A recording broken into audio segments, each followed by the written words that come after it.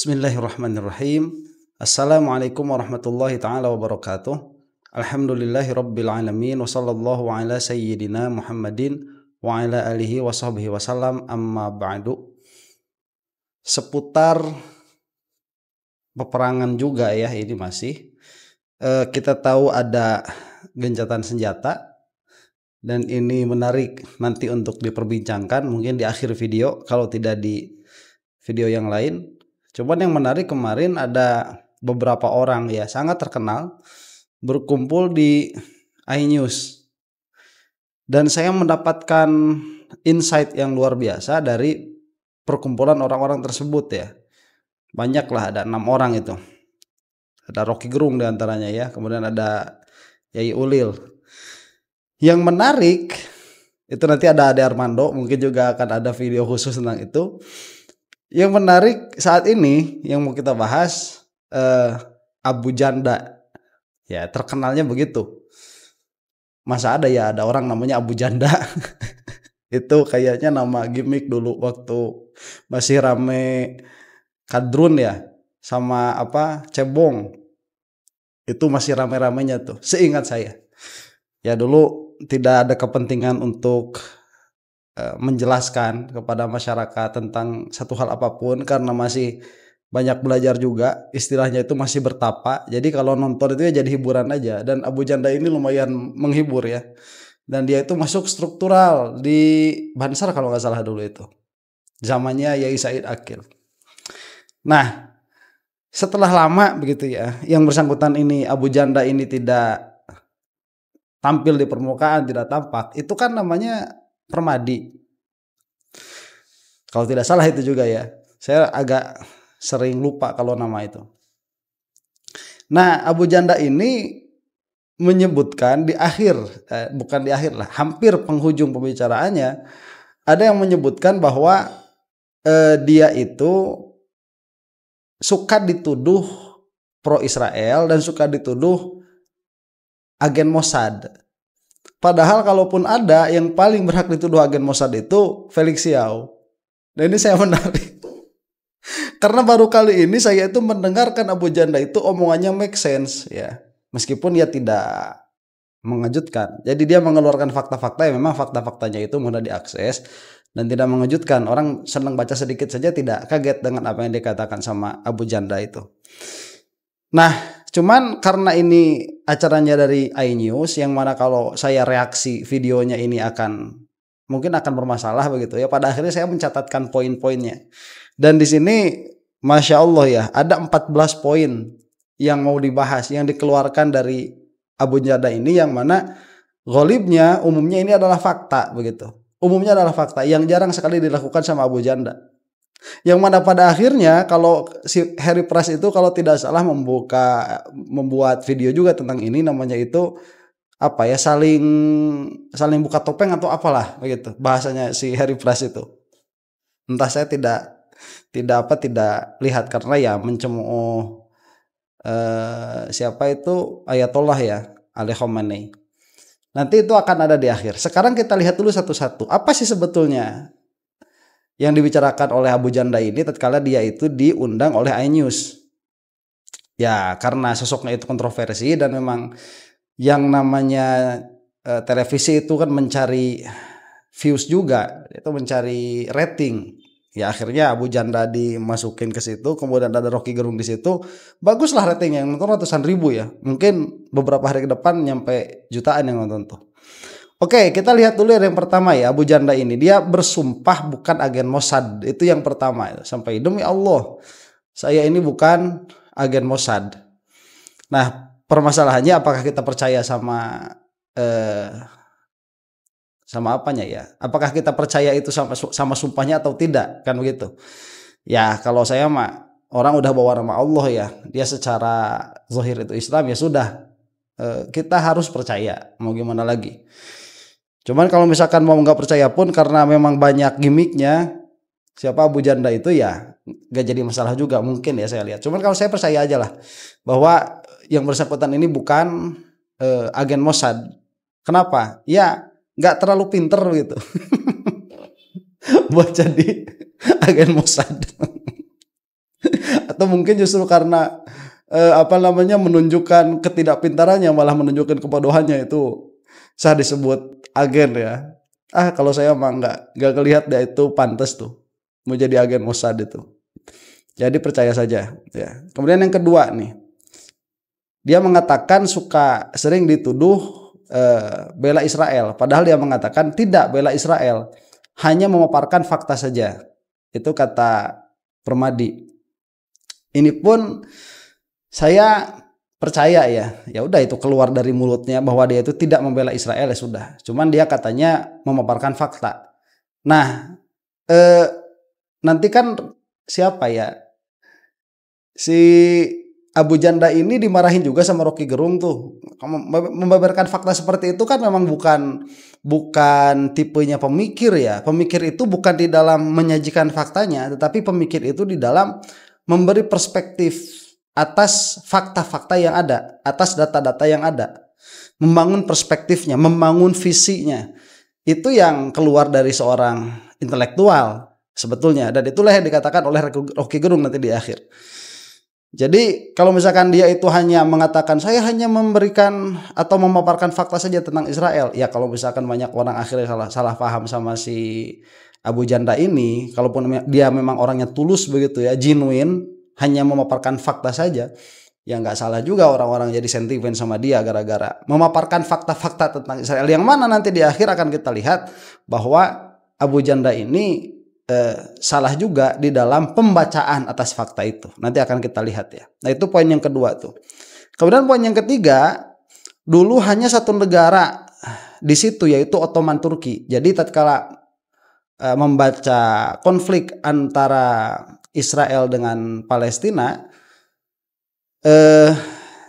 Abu Janda ini membawa-bawa dulu sejarahnya begitu. Dan sejarahnya itu salah satu yang disebutkan adalah Timur Tengah itu dulu tidak ada bernegara-negara, tidak ada nations, yang ada itu cuma satu negara saja. Kalau kita mau sebut itu negara, yaitu Turki Ottoman.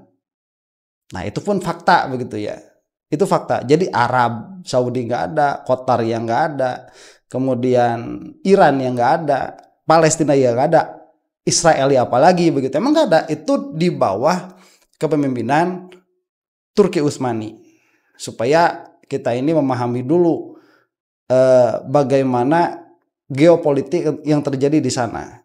Nah, cuman kan ini bukan fakta baru juga ya. Dalam pengertian bukan fakta baru ya, fakta yang mudah diakses. Kemudian negara Timur Tengah hasil bagi-bagi perjanjian Sykes dan Picot. Ini adalah fakta juga ya, mau nggak mau. Jadi gimana ya, ini kan sejarah, katakanlah peradaban Eropa dan Timur Tengah modern. Dulu memang tidak ada nations, yang ada itu kan kerajaan-kerajaan. Kalau di Timur Tengah itu yang adanya bukan kerajaan-kerajaan, tetapi perbani ya, karena mereka itu Baduin. Yang sekarang memimpin itu kebanyakannya orang-orang Badui dulunya itu. Kenapa? Karena yang kerajaan-kerajaannya itu bersatu ke Ottoman Empire, ke Turki Utsmani. Nah, yang Khawarij-Khawarijnya, yang tersingkir yang Badui-Baduinya itulah yang mereka akhirnya disatukan oleh Inggris sehingga menjadi negara-negara yang quote and quote ya, independen, merdeka seperti sekarang. Jadi yang dikatakannya itu juga adalah fakta. Dan Sykes dan Picot ini, atau Picot ya, saya bacanya mungkin Sykes and Picot mungkin ya, itu orang Prancis mungkin. Ini dua pengusaha, yang satu dari Inggris, yang satu dari Prancis, yang memang mendanai katakanlah ya, ekspansi besar-besaran dari Inggris dan Prancis itu. Ini sebetulnya bisa kita paparkan dengan sangat rapi sebetulnya kalau mau, dan ini bisa berhenti di Inggris dan Prancis, atau kita misalkan mau tarik lebih jauh lagi ke Romawi dan Vikings. Cuman bukan di sinilah tempatnya ya. Saya cuman mau memberikan highlight saja bahwa apa-apa yang dikatakan oleh Abu Janda di sini itu ya memang fakta. Dan kalau misalkan mau melihat tentang sedikit banyaknya lah ya, supaya kita mengetahui nih bagaimana pembentukan Timur Tengah itu ada film bagus namanya Lawrence of Arabia. Itu pun bukan film baru, sudah lama sekali. Itu film dibuat tahun 70 atau 80-an, 70 akhir atau 80 awal begitu. Di sekitar situ. Nah, itu fakta ya. Jadi persepsinya bagaimana? Persepsinya bahwa orang-orang Eropa itu mereka akan senantiasa merasa memiliki hak atas Timur Tengah, hak untuk mengelola dan hak untuk membuat kebijakan. Selalu mereka itu akan seperti itu. Kenapa? Ya tadi karena dari awal ini adalah hasil bagi-bagi perjanjian Sykes-Picot atau Picot. Semua negara Timur Tengah, ini fakta yang kelima kemudian ya. Semua negara Timur Tengah berdiri atas seizin Barat. Nah, itu pun memang demikian adanya. Ya, itu dikecualikan nanti ya. Cuman awalnya dulu semua negara, kalau kita sudah ngomong negara, semua negara di Timur Tengah itu berdiri atas izin Barat. Memang demikian adanya. Kemudian yang keenam, Amerika tidak akan membiarkan satupun negara di Timur Tengah menjadi anti Barat. Ini pun betul ya, sampai saat ini. Jadi fakta yang keenam yang diucapkan itu, Amerika tidak akan membiarkan satupun negara di Timur Tengah menjadi anti Barat. Ya, kenapa demikian? Karena Amerika yang ada saat ini itu Amerika yang sudah dikantongi oleh donor-donor dari Israel yang pro atas kebijakan-kebijakan Israel. Jadi luar biasa aja ya orang-orang itu di dalam berpolitik. Saya melihat begini, bisnismen itu nggak mau rugi mereka itu. Dan yang ada di belakang Amerika, siapapun itu, baik dari Republik atau dari Demokrat, itu mereka pasti dikantongi sama Israel. Nah, uang yang keluar ya untuk biaya kampanye di sana itu gila-gilaan. Satu donor itu bisa mengeluarkan dana sampai 100 juta dolar. Nah, kalau memang misalkan mereka itu mau membantu Israel, kan kenapa enggak langsung bantu Israel begitu? Ini menariknya mereka. Mereka itu tahu ya dari awal bahwa Amerika ini memiliki potensi yang sangat besar untuk katakanlah menjadi negara superpower. Sedari awal pembangunan Amerika ini. Nah, sehingga pemodal-pemodal itu mereka saling mencari jatah bagaimana kekuatan dan sumber daya Amerika ini supaya bisa dipakai untuk kepentingan Israel. Nah, ini dari awal sudah demikian. Bukan Israel saja sebetulnya yang berusaha untuk menyetir Amerika itu. Bukan Israel saja, banyak di belakangnya, di belakang pemerintahan yang nampak sekarang itu banyak intriknya juga. Ya cuman memang kebetulan sekarang yang menangnya Israel, jadi mau tidak mau Amerika itu pasti mereka akan membackingi apapun yang menjadi kepentingan Israel. Makanya kita melihat beberapa kali Amerika itu berganti periode secara kepemimpinan, presidennya berganti-ganti, tapi satu hal yang tidak pernah berganti, apa? Kemesraan mereka dengan Israel itu. Ya ini, tapi bukan memang karena bukan Amerika secara konstitusi itu mau mengatur dunia, enggak. Amerika itu secara konstitusi bukan dan tidak ada kepentingan untuk membantu Israel, nggak ada kepentingan Amerika itu secara konstitusi. Tetapi secara praktis memang keadaannya demikian karena di belakangnya donor-donornya itu ya memang yang pro Israel. Makanya dari situ pernah ya Syekh Hamzah Yusuf itu kalau tidak salah sih periode yang kemarin, Trump yang kemarin itu dipinta untuk menjadi penasihat khususnya Trump. Hamzah Yusuf itu, dan beliau menerima dan beliau dihujat habis-habisan ya. Jadi pola pikirnya sudah lain, pola pikir politik Muslim sebagian di sana bahwa yang namanya Trump ini itu udah dikantongin lah sama Israel. Pola pikirnya Syekh Hamzah Yusuf, ini adalah negara saya yang harus saya pertahankan, yang harus saya perjuangkan begitu. Jadi sudah berbeda. Yang ulama itu kalau sudah masuk politik, yang orang-orang awam yang sok-sok suci itu suka bilang, oh itu ulama tidak boleh berpolitik dan lain sebagainya. Padahal ulama itu nggak boleh ya dikritik sama awam itu. Nah, itu pun memang fakta, tetapi fakta ini tidak secara langsung. Dalam pengertian memang bukan karena Amerika secara konstitusi tidak akan membiarkan ada negara di Timur Tengah untuk anti Barat, tetapi secara praktis memang demikian adanya karena di belakangnya ada donor-donor itu. Kemudian fakta yang ketujuh yang dia katakan, Iran sebelum 1979 itu adalah pro barat. Nah itu betul ya, karena tadi kan bentukan dari pembagian wilayah itu Inggris dan Perancis yang tadi Sykes-Picot itu, perjanjian Sykes-Picot. Memang dari situ Iran termasuk salah satunya. Nah cuman Iran ini menjadi satu-satunya yang berhasil di dalam menggulingkan hal itu. Jadilah Republik Islam Iran ya. Jadi kalau dikatakan memang Felix Xiao ini kan gagal membaca di sini nih. Felix Xiao itu bacanya terlalu jauh. Jadi Iran itu dikembalikan kepada sebelum revolusi Iran, sebelum revolusi Islam Iran, dan dikembalikan malah lebih jauh lagi ya. Ke mana ancient Persia begitu, ke Persia kuno, atau terlalu jauh kayak gitu sama orang-orangnya juga. Secara politik sudah tidak seperti saat itu, terlalu jauh begitu. Itu pembacaannya. Ini yang mulai nih Abu Janda ini sudah mulai mau masuk untuk katakanlah ya nyindir Felix Xiao sedikit banyak. Nanti di akhir secara tegas dia mengatakan. Jadi ini fakta lagi. Sebelum 1917 itu, sebelum 1979 itu pro barat. Kemudian setelah 1979 yang Ayatullah itu menjadi pemimpin ya katakanlah tertinggi di Iran begitu ya. Jadi sudah Islamnya Islam Syiah.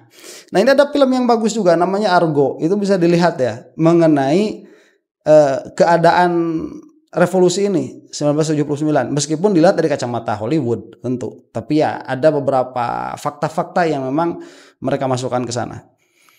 Kemudian fakta nomor 8, Amerika mendanai Saddam Hussein untuk memerangi Iran. Nah, jadi setelah Iran itu katakanlah ada di luar kontrol ya, karena memang Allah itu tidak akan membiarkan Islam itu tidak memiliki kekuatan sama sekali. Ya, at least itu yang saya percayai begitu ya. Akan ada, karena pasti akan ada, setiap zaman itu akan ada yang lurusnya, pasti ada. Dan yang lurus secara politik sekarang ya Iran, secara politik mau gimana lagi? Yang lurus secara politik itu Iran. Jadi ada jaminan dari Rasulullah Shallallahu Alaihi Wasallam bahwa sampai akhir zaman itu ahlul hak itu akan ada. Ya meskipun minoritas begitu. Jadi ahlul hak misalkan di dalam fikih ya akan ada, ahlul hak di dalam akidah ya akan ada, ahlul hak di dalam politik itu akan ada. Dan salah satu atau kalau sekarang satu-satunya yang benar di dalam cara berpolitik itu Iran. Kalau Yaman saya nggak tahu ya, karena tidak mengikuti juga. Mungkin Yaman juga termasuk salah satunya mungkin. Nah itu. Jadi karena Iran ini nakal sama Barat memang. Karena revolusi itu, nah akhirnya Barat cari cara ya, si Amerika itu cari cara untuk bagaimana mengembalikan Iran ke sekuler. Nah dijadikanlah di situ Saddam Hussein untuk memerangi Iran dengan katakanlah kalau kata Felix Xiao kemarin dijadikan proksi, cuman dia nggak sadar, Saddam Hussein itu nggak sadar. Cuman kan kemarin digulingkannya sama Amerika lagi, jadi tolong yang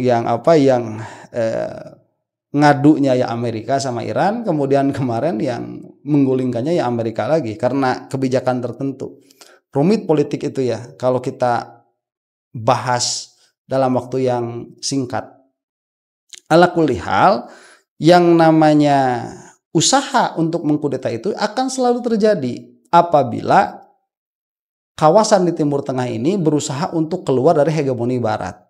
Nah, itu memang fakta juga ya. Nah, nanti di sini akan terjadi sentimen Sunni Syiah, pasti bakal dikembalikan ke sini nih. Pembantaian Sunni oleh Syiah, pembantaian Syiah oleh Sunni, pasti akan dikembalikan ke masa ini. Ya, itu sesuatu yang sudah terjadi kemudian selalu diulang-ulang. Itu sudah dulu kayak gitu tuh. Karbala ya demikian. Kemudian ya ini Sunni Syiah ya demikian. Kalau si Yahudi itu kan Holocaust ya. Holocaust ya demikian. Itu terus-menerus seperti itu pasti. Itu tragedi yang sudah terjadi yang memang sebetulnya itu tragedi bukan tragedi keagamaan nanti kesananya. Itu ya tragedi kemanusiaan, tragedi politik. Orang-orang jahat di belakangnya yang jualan senjata dan lain sebagainya. Ya, cuman karena mereka itu memang dari awal takut oleh kekuatan agama itu, oleh kekuatan din, ya kekuatan agama itu mereka takut, ya karena memang mereka itu orang-orang yang apa namanya, ya begitulah ya, susah ngomonginnya itu.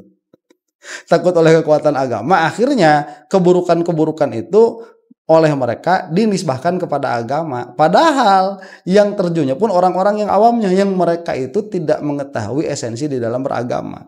Ya itulah faktanya ya. Kemudian Iran menjadi satu-satunya simbol Islam yang memerangi Barat. Ya itu mungkin dengan Yaman. Sekali lagi saya katakan. Cuman yang nampak sekarang ya memang Iran. Itu yang saya lihat ya. Kemudian ke-10 baru nih.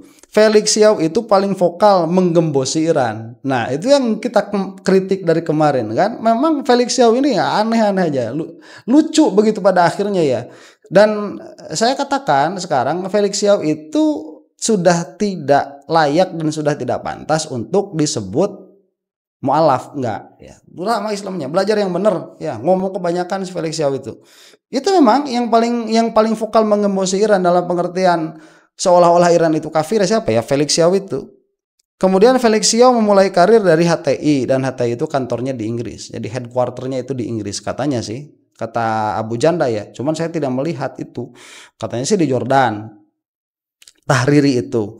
Nah ini fakta ya, kalau misalkan apa namanya Felix Xiao itu awal karirnya HTI, yaitu harus diakui memang demikian adanya. Makanya saya melihat akidahnya Felix Xiao ini bukan aswaja, bukan Ahlussunnah wal Jamaah, itu dekat ke Mu'tazilah, itu dekat ke Mu'tazilah. Dan kantornya di Inggris. Nggak tahu kalau misalkan apakah HTI itu headquarternya di Inggris atau memang hanya memiliki kantor di Inggris. Itu nanti akan menjadi dua perkara yang berbeda. Cuman ala kulli hal ya, ala kulli hal si Felix Xiao ini harus dipantau.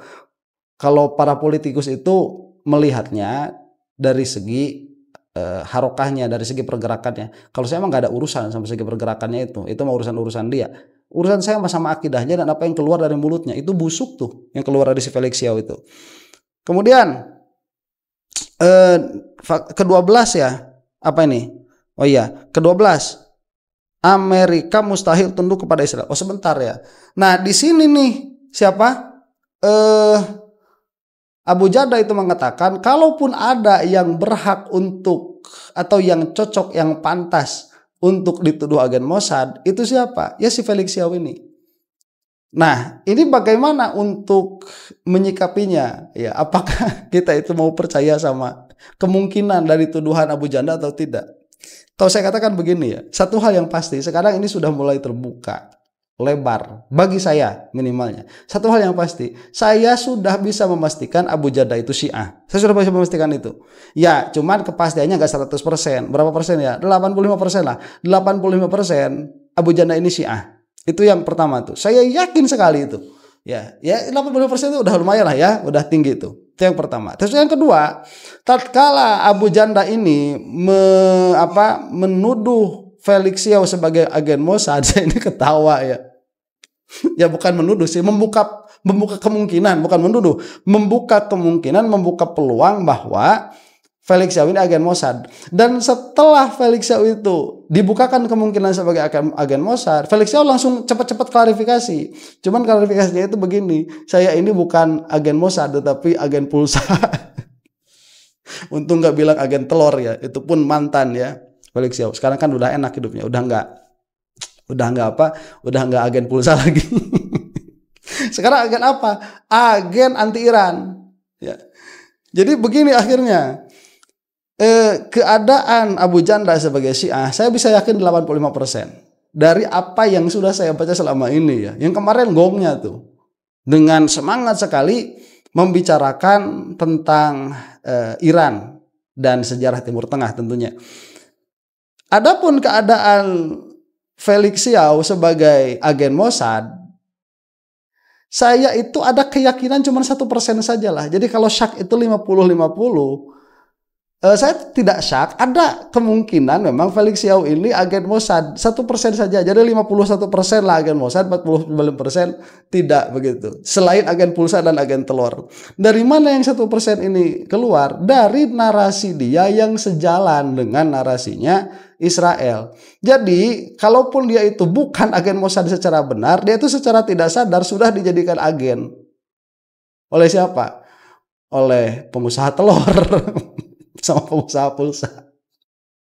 Begitu. Cuman saya pikir ya enggak lah, terlalu tolol Felix Xiao itu kalau mau dijadikan agen Mossad itu, terlalu bodoh.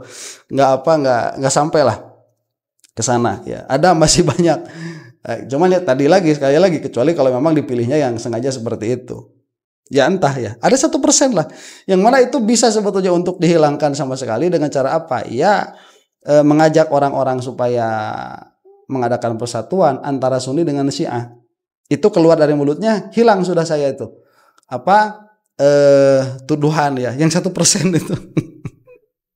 Nah, cuman memang ada perkataan yang salah dari Abu Janda ini tatkala dia mengatakan bahwa orang-orang Palestina itu tidak memiliki hak atas tanah Israel, karena yang memiliki hak atas tanah Israel itu adalah Inggris. Ya, karena sebelumnya itu adalah dari Ottoman, dari Turki begitu. Sedangkan Turki sudah tidak ada. Nah, ini salah ya. Jadi kita tidak melihatnya seperti itu. Dari perspektif Inggris memang itu seperti gonimah lah kalau orang-orang Islam itu dulu ya. Jadi seperti gonimah tatkala mengalahkan suatu kawasan, suatu wilayah. Nah, karena Inggris dan Perancis ini sudah berhasil untuk mengalahkan Turki Ottoman, maka di dalam mindset mereka itu tanah-tanah bekas dari Turki Utsmani adalah milik mereka. Makanya mereka bagi-bagi itu. Salah satu di antara perspektifnya itu. Oleh karena itu, siapa yang bisa berdiri, siapa yang bisa tinggal di sana, ya atas perspektif mereka, itu harus atas izin mereka. Tetapi dilihat dari segi kepemilikan hukum Islam, ya jelas orang-orang Palestina ini, mereka memiliki hak, itu tanah mereka secara syariat. Dan itu berhak untuk diperjuangkan. Dan seharusnya kita seorang muslim itu membantu untuk memperjuangkan hal itu. Dengan cara apa ya? Dengan cara apa? Terserah, dengan cara berbicara, dengan cara bantuan kemanusiaan, itu yang kita salut ya, orang-orang sampai datang ke sana, kemudian dengan harta, dengan perjuangan, dengan dengan doa begitu. Nah itu. Jadi dan dalam hal ini saya lihat Felix Xiao kan aktif juga untuk mengendorse supaya kita ini perhatian terhadap Gaza begitu, terhadap Palestina. Tapi yang jadi masalah kenapa cuma Palestina begitu? Karena ya Islam bukan cuma di situ. Tatkala kemarin ada clash antara Iran, itu juga Islam juga yang berhak mendapatkan perhatian kita. Yang mana pada akhirnya nanti mau tidak mau kita melihat di sana ada kemungkinan Felix Xiao ini agen pulsa dan agen telur begitu ya. Demikianlah, mudah-mudahan ini ada manfaatnya. Kita lanjutkan lain waktu ya, karena masih ada yang harus dibicarakan tentang hal ini.